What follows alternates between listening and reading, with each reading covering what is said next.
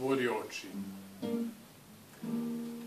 Zatvori oči i poslušaj.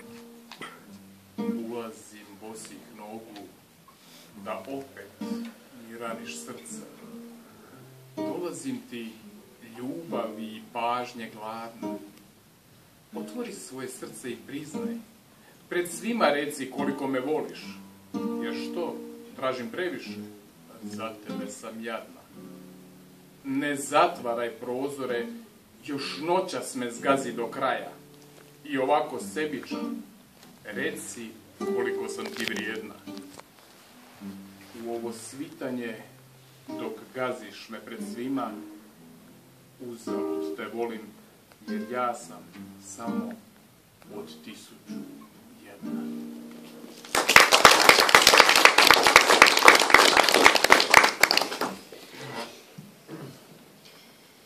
U zagrljaju tišine. Davno sam zakopčala vrijeme u košmarima svoje tuge i sve lijepo prođe pored mene. Po prvi sam puta upoznala radost i kao sjena leptira nestala sa lica ove uplašene žene. Dok grli me tišina, ja ostajem sama, sa dušom svojom razgovaram o svemu, dok ljubav cvjeta u nekoj tuđoj bašti. U kaputu od tuge dozivam mladost, koja se tužna neprestano budi, snena i voljena samo u mojoj mašti.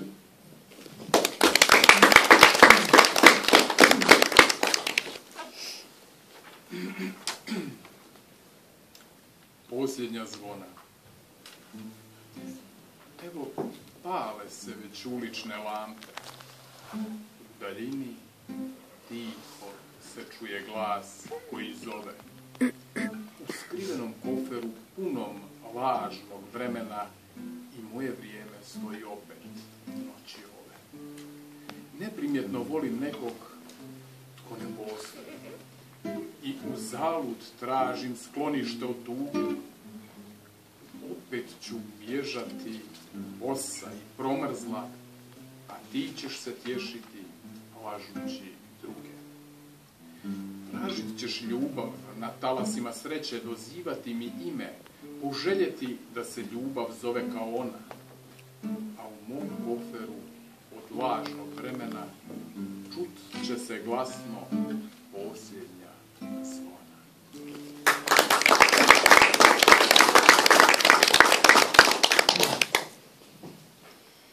Ne možeš me razumjeti.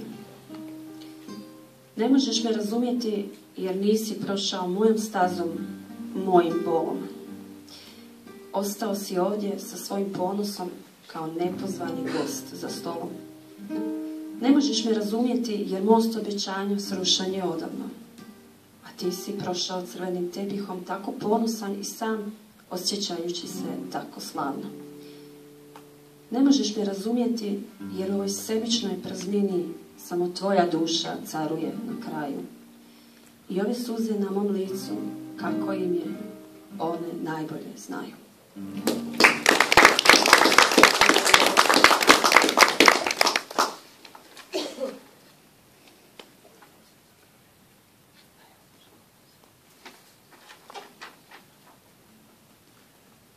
Posljednji let.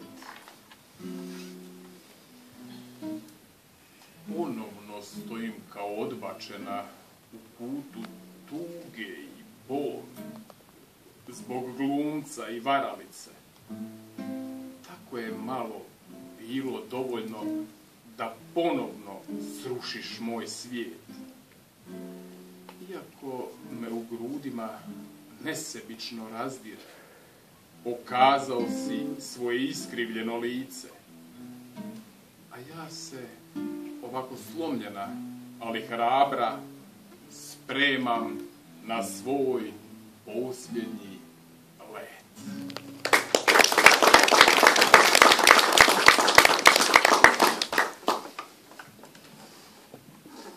Moram se ustati.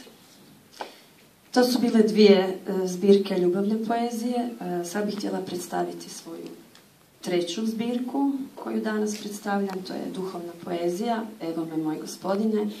Moja draga prijateljica koja mi je pisala recenziju je ovdje, pa bi te Marija zamolila da dođeš. Drago mi.